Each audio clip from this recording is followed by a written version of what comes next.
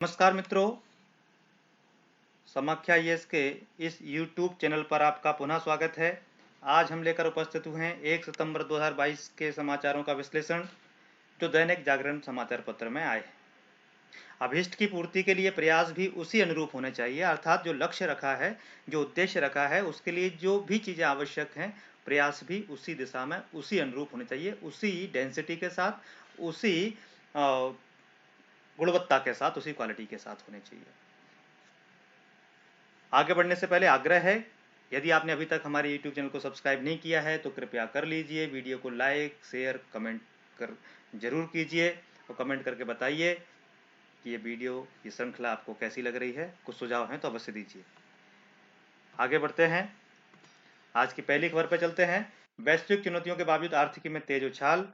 हमारी अर्थव्यवस्था कोरोना के बाद से पटरी पर आने के लिए तत्पर है, आतुर है।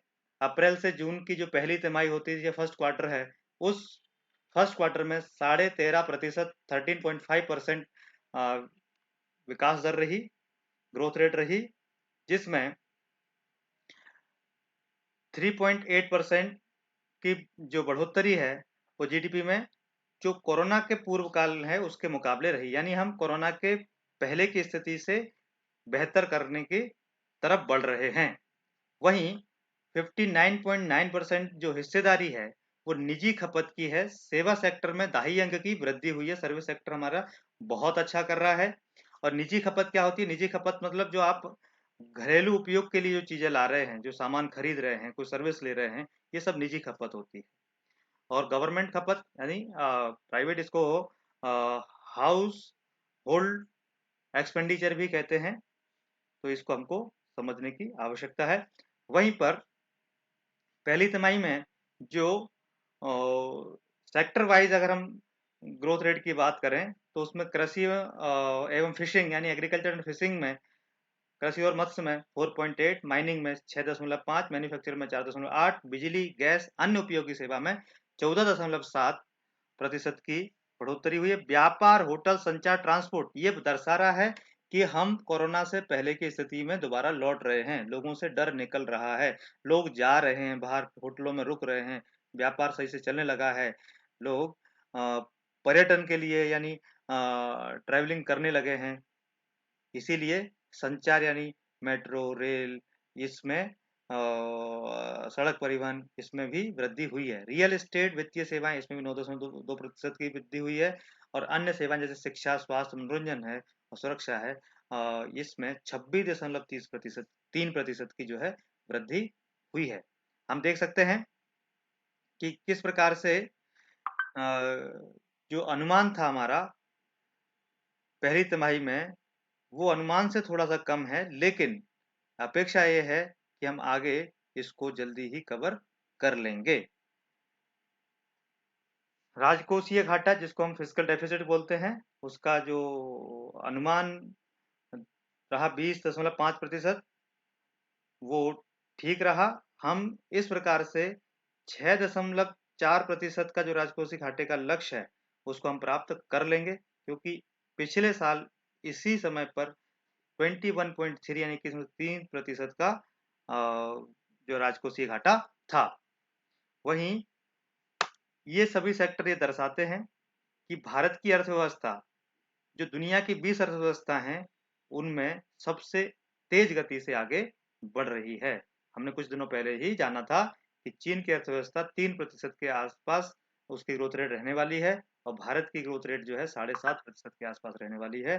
तो इतना अंतर आ रहा है क्योंकि चीन ही सबसे ज्यादा ग्रोथ रेट रखने वाला देश था, वो भी अब काफी खराब स्थिति में जा रहा है। छद्म विज्ञापनों पर सख्त हुई सरकार, नहीं सुधरने पर दी कार्रवाई की चेतावनी। छद्म विज्ञापन, सरोगेट एडवर्टाइजमेंट, ये क्या होता है? सरोगेट एडवर्टाइजमेंट मतलब ऐसे विज्ञापन जो किसी अन्य उत्पाद का प्रचार करते हैं, जैसे सोडा वाटर के बहाने शराब बेचना, इलायची के बहाने गुटखा बेचना, पान मसाला के बहाने गुटखा बेचना। तो ये छद्म है, यानी इसके बेस में दूसरी चीजें बिकती हैं, जैसे पान पराग, पान मसाला, लेकिन असली में वो जर्दा। ऐसे ही किंगफिशर सोडा वाटर, किंगफिशर दारू की बोतल।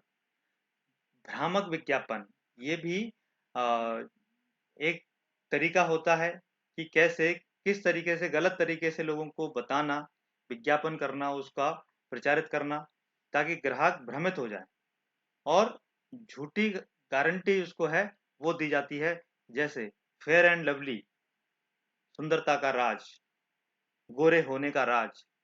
ऐसा कुछ होता नहीं है, भ्रामक विज्ञापन है।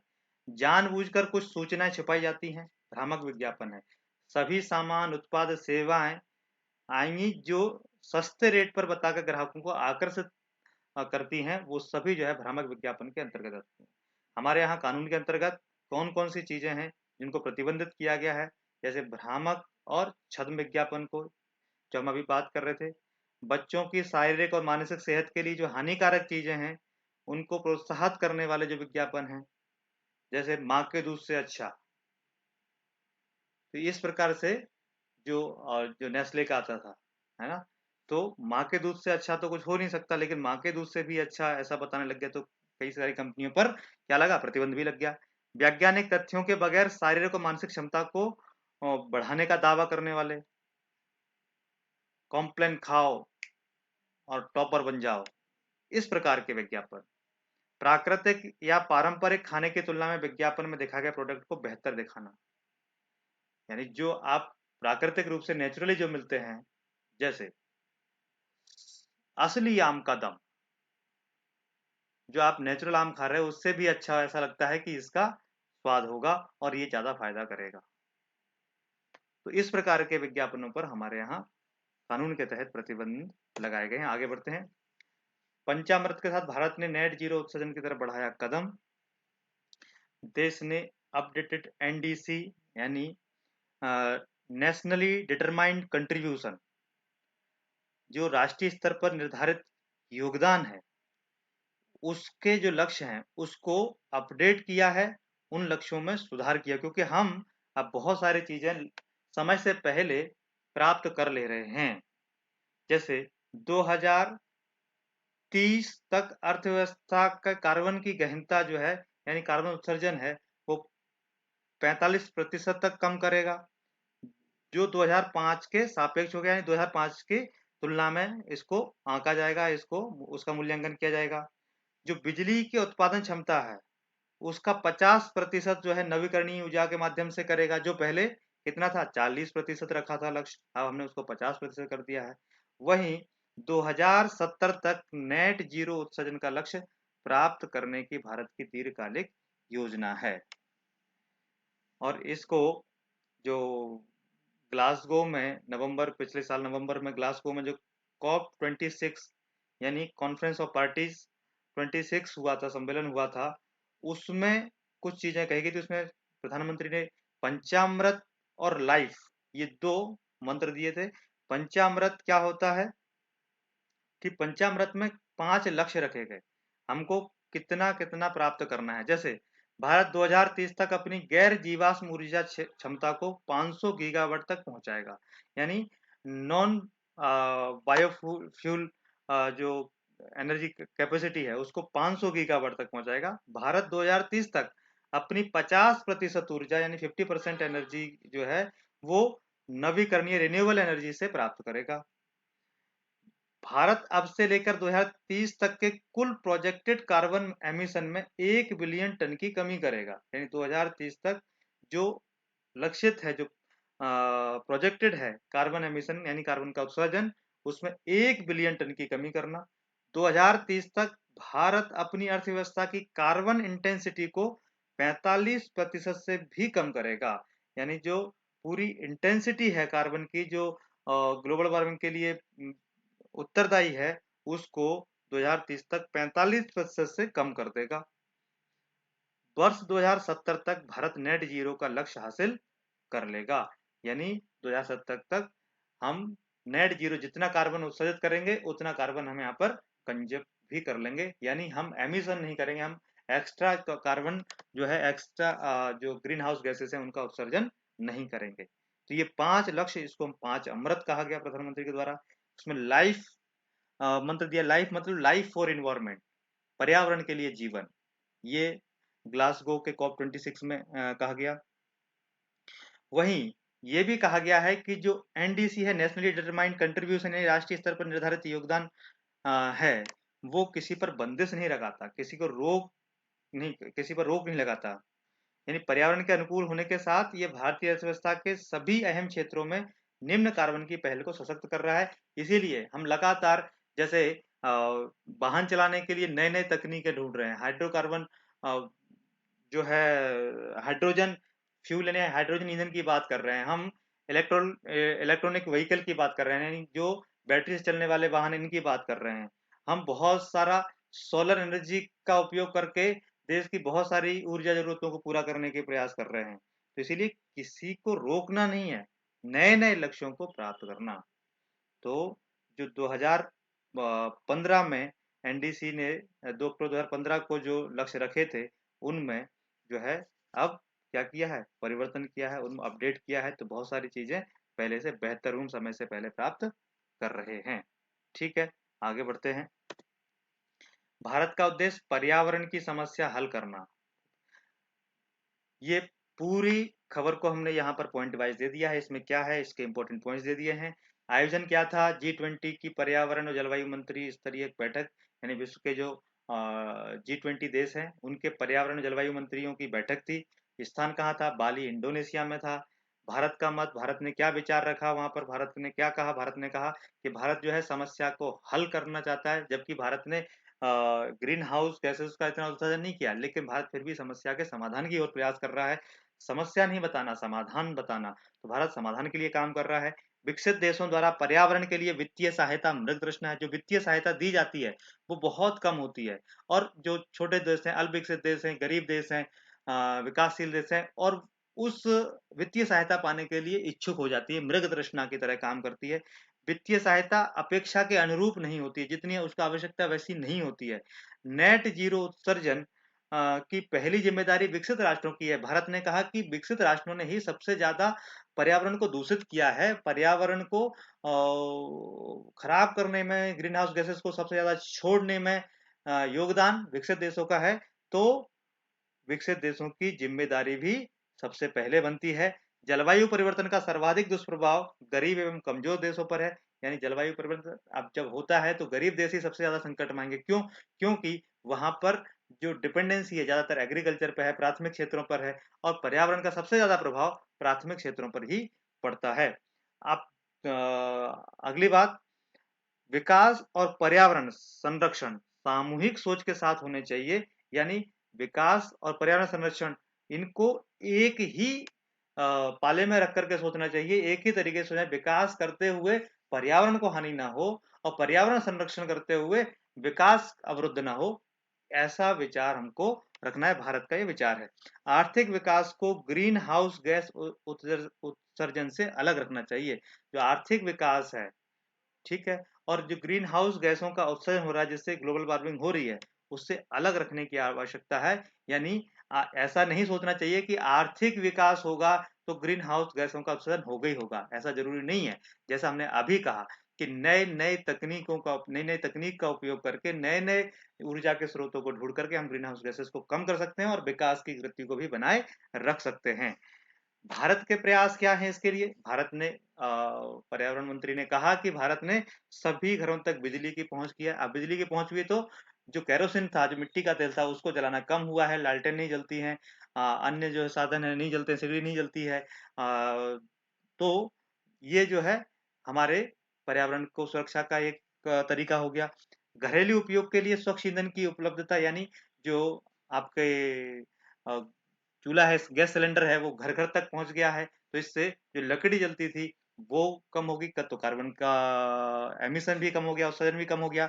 नवीकरणीय ऊर्जा का विकास, यानी सौर ऊर्जा है, हम सोलर पैनल गांव गांव लगा रहे हैं, नई नई स्कीम्स कर रहे हैं। पवन ऊर्जा है, अन्य जो ऊर्जा के स्रोत हैं जो कम से कम जो है एमिशन करें या फिर ना ही करें, ऐसे ऊर्जा के स्रोत जो है रिन्यूएबल एनर्जी का विकास भारत कर रहा है। वहीं जो प्रयास हैं, ऊपर दिए गए जो प्रयास हैं, उसके लिए क्या, उसकी सफलता के लिए क्या करना है? उसकी सफलता के लिए 2 काम बताए। कम लागत निवेश, यानी मिनिमम कॉस्ट इन्वेस्टमेंट और साथ-साथ में पर्यावरण वित्त बढ़ाने के नए प्रयासों की आवश्यकता है। पर्यावरण वित्त यानी एनवायरमेंटल फाइनेंस, इसमें ज़्यादा पैसे की आवश्यकता है क्योंकि शुरुआत में इसमें पैसा लगेगा, बाद में ये रिकवर होगा क्योंकि हमारी स्वास्थ्य संबंधी समस्याएं बहुत हल हो जाएंगी। दूसरा, निम्न कार्बन तकनीक के लिए नई सोच की जरूरत है। तो नए नवो नवोन्मेष नवाचार के माध्यम से जो ऐसी तकनीक जो कार्बन को बहुत ही कम उत्सर्जित करती हो, यानी ग्रीन हाउस गैसेस का उत्पादन नहीं करती। जैसे हम कह सकते हैं कि 5 स्टार एसी और फ्रिज लेना, तो उससे कम से कम क्या होगा, GHG यानी ग्रीन हाउस गैसेस का एमिशन होता है, उत्सर्जन होता है। इस बैठक में क्या निर्णय लिया गया? इस बैठक में निर्णय लिया गया है कि सतत यानी टिकाऊ आर्थिक विकास, जिसको हम कहते हैं sustainable development, sustainable economic development, भू व समुद्र आधारित जलवायु एक्शन, यानी जो land and sea based climate action है, और पर्यावरण संरक्षण है। इसके लिए जो नए नए सोर्सेज, रिसोर्सेज, संसाधन जुटाने के लक्ष्य तय किए गए, अच्छा तय हो गया है, तय किए गए हैं। तो ये 3 चीजें हैं: सतत आर्थिक विकास, भू व समुद्र आधारित जलवायु एक्शन, पर्यावरण संरक्षण के लिए क्या करना, संसाधन जुटाना, उसके लक्ष्य तय किए गए हैं। अब ध्यान रखें कि हमने जब बात कर रहे थे कि वित्तीय सहायता पर्यावरण के लिए, जो 2019 में वित्तीय सहायता के जो दी गई थी, वो अनुदान नहीं था, वो ग्रांट नहीं थी, वो क्या था, वो कर्ज था, वो लोन था, ठीक है ना। तो इसी कहते मृत कृष्णा है, ये होता कुछ और है, यानी वित्तीय सहायता अपेक्षा के अनुरूप नहीं होती है। आगे बढ़ते हैं। बहुत महत्वपूर्ण खबर थी, इसके पॉइंट्स आप ऐसे ही लिख सकते हैं। निजी स्कूलों को पूर्व प्रभाव से शिक्षकों को ग्रेचुटी लाभ देने का आदेश। ये ग्रेचुटी का जो मामला है, ये बड़ा महत्वपूर्ण मामला है। ये ग्रेचुटी क्या होती है, ये मामला क्या है, पहले समझ लेते हैं कि मामला क्या है, फिर ग्रेचुटी क्या होती है, वो हम समझते हैं। मामला है कि 3 अप्रैल 1957 को ग्रेचुटी एक्ट बना, उसके दायरे में शिक्षण संस्थाओं को भी नोटिफाई किया गया था। अब ऐसे शिक्षण संस्थान जहां पर 10 से ज्यादा कर्मचारी जो है वो अगर होते हैं, वहां पर ग्रेचुटी उन कर्मचारियों को दिया जाएगा। लेकिन कुछ निजी स्कूलों ने जो कानून में दी गई जो परिभाषा थी, उसमें कहा गया कि इसमें शिक्षक नहीं आते, अन्य कर्मचारी आते हैं, शिक्षक नहीं आते हैं। तो इसीलिए इसमें केवल स्किल या नॉन स्किल कर्मचारी आते हैं, यानी जो एडमिनिस्ट्रेटिव स्टाफ है, अन्य स्टाफ है, वो आता है, शिक्षक नहीं आते, इसलिए शिक्षकों को हम ग्रेचुटी नहीं देंगे। तो Ahmedabad private primary teacher association मामले में 2004 में जो सुप्रीम कोर्ट ने फैसला दिया था, उसने भी कहा था कि जो कानून में दी गई जो कर्मचारी की परिभाषा है, उसमें शिक्षक नहीं आते, लेकिन अगर विधायिका चाहे, अगर लेजिस्लेटिव चाहे, तो फिर संसद चाहे, तो इस मामले को जो है, इसमें कानून के अंतर्गत शिक्षक को भी ला सकती है, इस परिभाषा में शिक्षक को भी ला सकती है। तो 2009 में कानून में संशोधन किया गया, अमेंडमेंट किया गया, और शिक्षकों को भी क्या किया गया, उसमें ऐड कर दिया गया, और कहा गया कि 1997 से ही ग्रेच्युटी जो है वो शिक्षकों को भी दी जाए। अब सुप्रीम कोर्ट ने कल जो है सुना दिया फैसला कि ग्रेच्युटी शिक्षकों को देनी होगी, क्योंकि शिक्षकों के हितों की हम अवहेलना नहीं कर सकते, कानून में ऐसा कहा गया है। बहुत सारे तर्क थे, लेकिन उन तर्कों को दरकिनार कर दिया गया। एक सबसे बड़ा तर्क ये था कि स्कूलों के पास फंड नहीं है, पीछे की डेट से जो है आप लागू नहीं कर सकते, उसके जब से आपने अमेंड किया है उसके आगे से लागू करना है। सुप्रीम कोर्ट करना कहा नहीं, आपको पीछे के डेट से ही आपको ग्रेच्युटी देनी चाहिए। और ग्रेच्युटी क्या होता है, ग्रेच्युटी को अनुतोषिक भी बोलते हैं। इसमें क्या होता है कि कर्मचारी को कंपनी की ओर से मिलने वाला जो रिवार्ड होता है, इसमें कर्मचारी नौकरी कुछ शर्तों को पूरा करता है, और कुछ भुगतान के निर्धारित फॉर्मूले हैं, उसके तहत ग्रेच्युटी दी जाती है।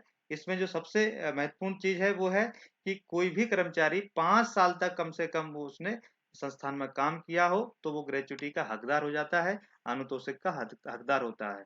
तो पेमेंट ऑफ ग्रेच्युटी एक्ट बना सबसे पहले 1972 में, और इसका लाभ उस संस्थान के हर एक कर्मचारी को मिलता है जहां पर भी 10 से ज्यादा कर्मचारी काम करते हैं।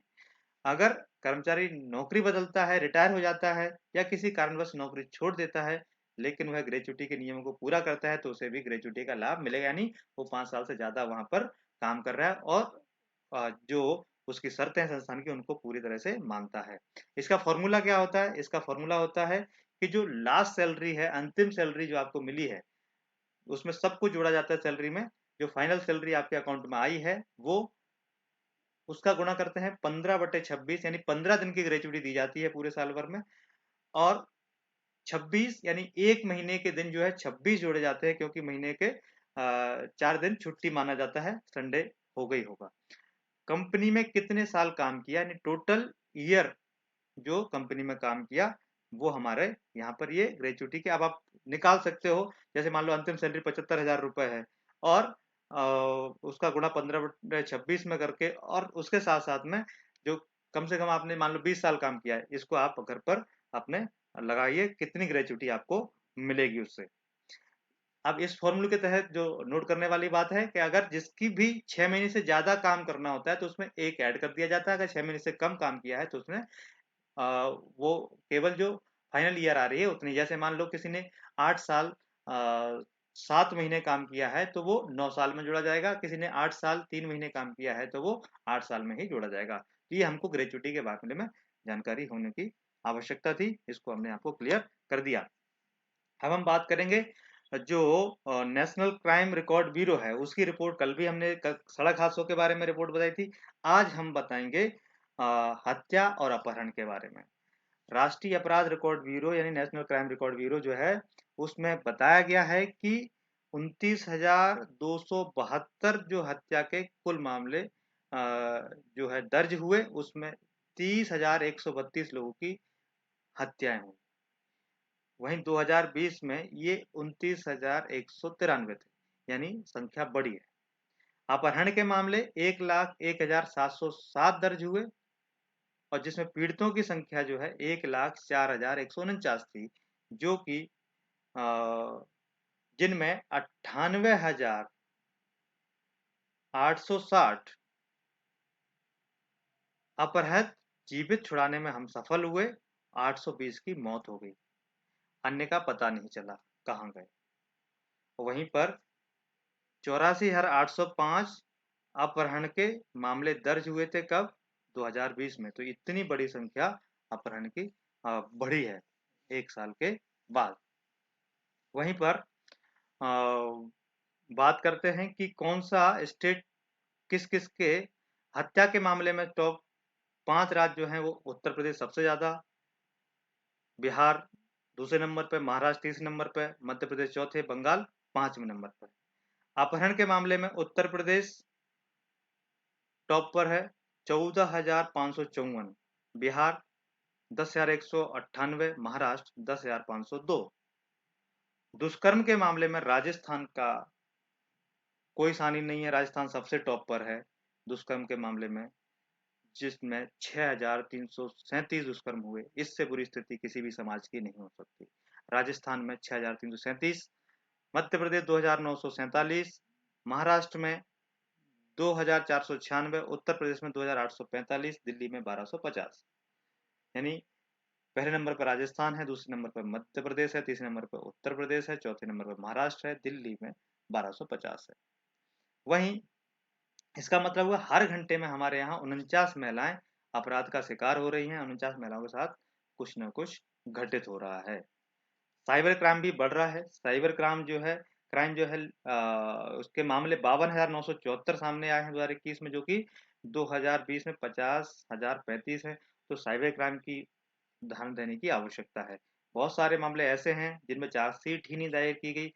33.8% लगभग 34% जो है मामले, उनमें चार्जशीट ही नहीं बनाई गई, उनमें दर्ज नहीं की गई। 60.8 यानी 61% मामले जो है धोखाधड़ी से संबंधित हैं। 8.6% मामले जो है यौन उत्पीड़न से संबंधित हैं। 5.4% मामले वसूली से जुड़े हैं। ये साइबर क्राइम की रिपोर्ट है। वहीं पर ये राष्ट्रीय अपराध रिकॉर्ड ब्यूरो होता क्या है, एनसीआरबी क्या है?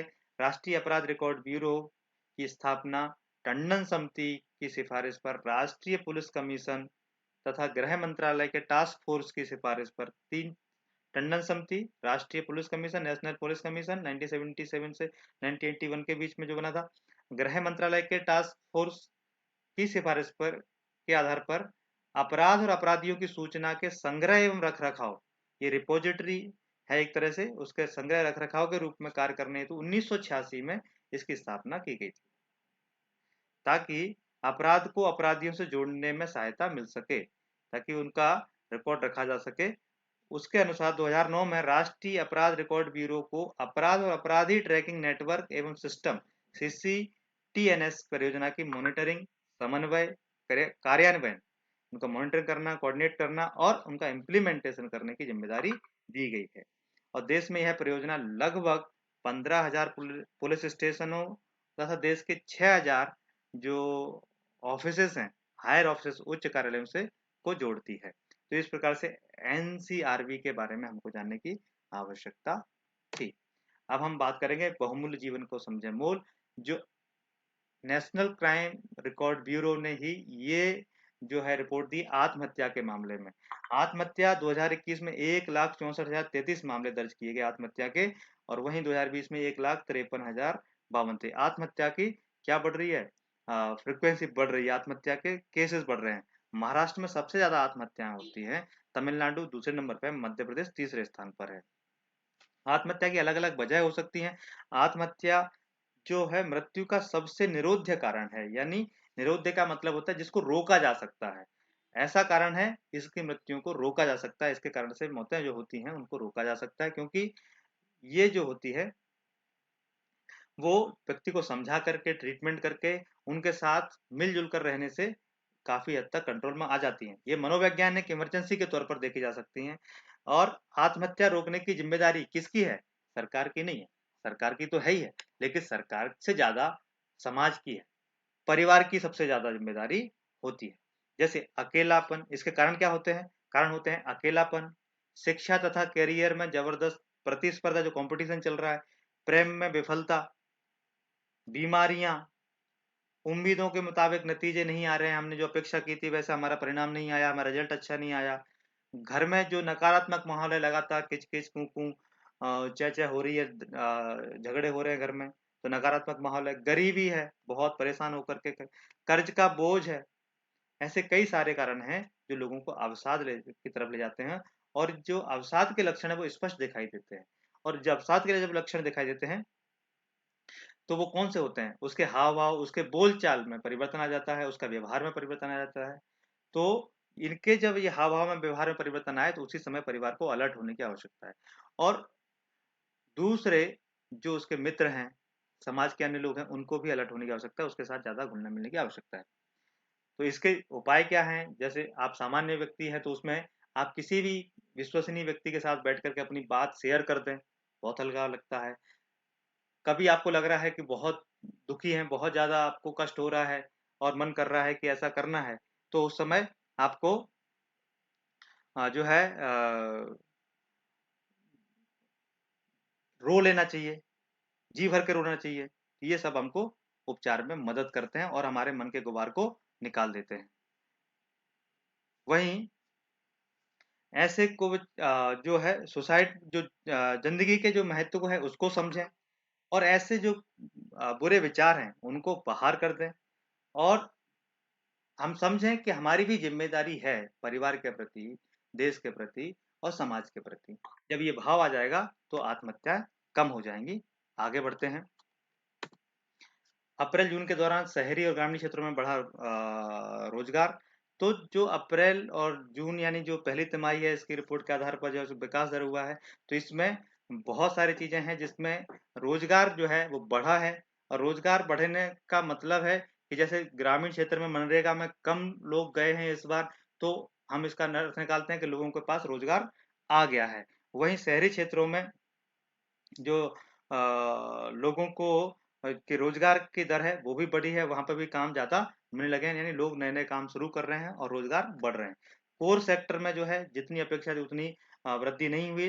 तो जुलाई में 4.5% वृद्धि जो है कोर सेक्टर में रही। कोर सेक्टर में कौन कौन से चीजें आती हैं, कोर सेक्टर कहते किसे हैं, पहले ये समझ लेते हैं। कोर सेक्टर ऐसे उद्योग, ऐसे सेक्टर जो देश में अन्य उद्योगों को चलाने का काम करते हैं, उनको कच्चा माल देते हैं और जरूरी संसाधन देते हैं, जैसे कोयला, कच्चा तेल, प्राकृतिक gas, petroleum refinery product, fertiliser, steel, cement, electricity. और जब अर्थव्यवस्था बढ़ती है तो इन सेक्टरों की मांग भी बढ़ती है, क्योंकि कच्चा माल यहीं से आ रहा है, संसाधन इधर से ही आ रहे हैं। तो हमको एक और सेक्टर समझने की जरूरत थी। सोवियत संघ के आखिरी नेता मिखाइल गोर्बाचोव नहीं रहे। मिखाइल गोर्बाचोव जो सोवियत यूनियन सोवियत संघ के सबसे बाद के यानी आखिरी जो है राष्ट्रपति थे। उन्होंने एक नीति चलाई थी ग्लासनोस्ट और पेरेस्ट्रोइका, यानी ग्लासनोस्ट का मतलब अभिव्यक्ति की स्वतंत्रता का अधिकार और पेरेस्ट्रोइका का मतलब होता है पुनर्गठन। इस नीति के तहत रसिया जो उस समय सोवियत यूनियन कहलाता था, सोवियत संघ कहलाता था, सोवियत संघ का विघटन हो गया, यूएसएसआर कहलाता था और उसके 15 देश अलग हो गए क्योंकि उसको स्वतंत्रता दी गई किसकी, अभिव्यक्ति की, तो उनको अलग होने की भी स्वतंत्रता मिली और जिसके कारण से जो है रूस के 15 देश रूस से अलग हो गए। वहीं पर अब जो है रूस अकेला बचा, उसका नाम रसिया, यूएसएसआर में जो बचा वो उसको रूस कहते हैं, रसिया कहते हैं। और रसिया के कुछ लोग मिखाइल गोर्बाचोव को इसके लिए दोषी ठहराते हैं। इनको इस काम के लिए शांति का नोबेल पुरस्कार भी मिला 1990 में, यानी एक बहुत बड़ा इतिहास बदलने वाली घटना थी। तो ये भारत के संबंध भी अच्छे रहे हैं। ये इनके बारे में आगे कभी विशेष जब रूस और भारत के संबंधों की बात करेंगे तो और ज्यादा डिटेल में हम बात करेंगे। आगे बढ़ते हैं, आज के इतिहास की बात करते हैं। आज जिनका जन्मदिन है उनका नाम है फादर कामिल बुल्के। आज ही यानी 1 सितंबर 1909 को बेल्जियम में जन्मे थे, लेकिन भारत में ईसाई प्रचारक के रूप में आए, लेकिन भारत इनको बहुत पसंद आ गया। यहाँ हिंदी जो है हिंदी सम्मेलन प्रयाग से आपने विशारद की परीक्षा उत्तीर्ण की और संस्कृत में स्नातकोत्तर किया और राम कथा उत्पत्ति विकास पर उन्होंने बहुत सारे जो अपना विशिष्ट शोध पत्र जो है रिसर्च आर्टिकल लिखा। वहीं 1950 में उन्होंने भारतीय नागरिकता ले ली और 1974 में आपको पद्म भूषण मिला। फादर कामिल बुल्के जो अंग्रेजी हिंदी शब्दकोश जो है बनाने वाले भी थे। वहीं आज ही भारतीय जीवन बीमा निगम यानी जिंदगी के साथ भी जिंदगी के बाद भी प्रभावी टैगलाइन जो है देश में जो चलती है उसकी स्थापना आज 1 सितंबर 1956 को हुई थी। ठीक है, पहली महिला टेलीफोन ऑपरेटर बनी थी अमेरिका की एमा मिल्स नट। अमेरिका की जो एमा मिल्स नट थी 1878 में आज ही यानी 1 सितंबर को ही टेलीफोन ऑपरेटर के रूप में काम शुरू किया था। वह दुनिया की पहली महिला बनी थी जिनको टेलीफोन ऑपरेटर बनाया गया था। और ये जो कंपनी थी वो कंपनी थी एडविन होम्स, जो टेलीफोन डिस्पैच कंपनी थी। और दूसरी उनकी जो बहन थी वो दूसरी महिला बनी टेलीफोन ऑपरेटर के। तो इस प्रकार से आज की खबर यहीं समाप्त होती है। आपको बहुत बहुत धन्यवाद, आभार। चैनल को सब्सक्राइब जरूर कर लें, शेयर करें, लाइक करें, कमेंट करें। भारत माता की जय।